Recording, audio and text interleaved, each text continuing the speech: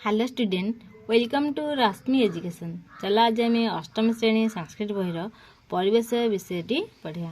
मु रीडिंग करने सहित ही बुझे दूसरी। भारती मनोजस्य माता, भारती मनोजर माँ। मनोज प्रतिदिन मातरम प्रणमति, मनोज प्रतिदिन माँ को प्रणाम करे। एकदा मनोज माता सह नदी तटे भ्रमति स्म। थरे मनोज माँ सहित नदी कूल बुलूला। तदा सह मात्रे निवेदयति, सेतेबेले से माँ को जणाइला, मातः कह नाम परिवेश कृपया वदतु। माँ, परिवेश कहले कौन, दयाकरी कहतु। माता वदती, माँ कहले, पुत्र अस्मान् परितः जह दृश्यमान अस्ति सह परिवेश। पुआ, आम चारिपाखे जहा देखा जाउची से ही परिवेश। भूमि जलम गगनम वायु वृक्षा जीवा च विशेषतः परिवेश इति परिचित।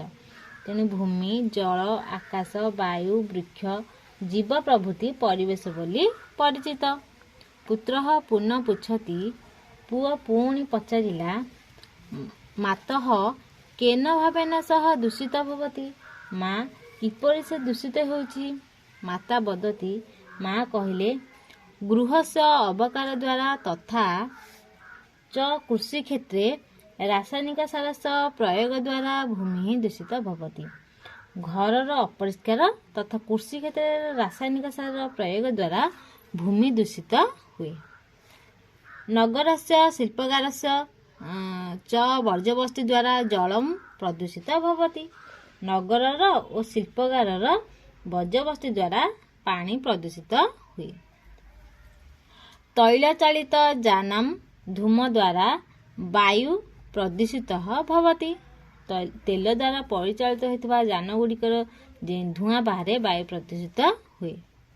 शिल्पकार स्थापनार्थम अरण्य क्षेत्राणि विनष्टानि भवन्ति। शिल्पकार स्थापन निमंते अरण्य क्षेत्र गुड़िक नष्ट होउछि। वृक्षाणाम छेदनम भवति, वृक्ष गुड़िक कटा दिया जाउछि। तेन वन्यजीवा विनाशम गच्छन्ति, ताहा द्वारा वन्य प्राणी माने मृत्यु मुखेरे पड़ुछन्ति। प्रतिदिनम उत्तापस्य वृद्धि भवति, प्रतिदिन उत्तापर वृद्धि घटुछि। आवश्यक समय मेघा न वर्षन्ति, आवश्यक समय मेघ वर्षु नाही। पुत्रः मातुः सकाशात् परिवेशस्य प्रदूषण विषय जानति। पुओ माँ ठारू परिवेश प्रदूषण विषय जानुछि। सह पुनः मातरम पुछति, से पुणी थरे माँ को पचारुछि, परिवेश कथम सुरक्षित भवेत्, परिवेश किपरि सुरक्षित हेब। माता वदति, माँ कहउछन्ति, यदि वयं गृहस्य शिल्पकारस्य च अवकारन् इतस्ततः न क्षिपामः, निर्दिष्ट स्थाने स्थापयाम, वृक्षाणां रोपणं कुर्मः, अनावश्यक वस्तु त्यजामः, तहि परिवेश सुरक्षित भवेत्। जदि आमे माने प्रति घरु और कल कारखाना जो बाहर था वर्ज्यवस्तु गुड़ी को एणे तेणे न पकई से गुड़ी को निर्दिष्ट स्थान में पकेबा एवं नूतन वृक्ष रोपण करबा, आवश्यक होनुथा जिनिस को त्यज करबा, ताहले परिवेश सुरक्षित हो पारिबो। मातुः कथनेन पुत्रः सन्तुष्ट भवति। माँ को कथारे पुओ सन्तुष्ट होला। मातरी तस्य अधिक विश्वास अस्ति, माँ को ठारे तार अधिक विश्वास रही। अतः न्यूनम अहम 10 वृक्षान् रोपयामि, मु एणु निश्चय 10टी गछ लगाइबि।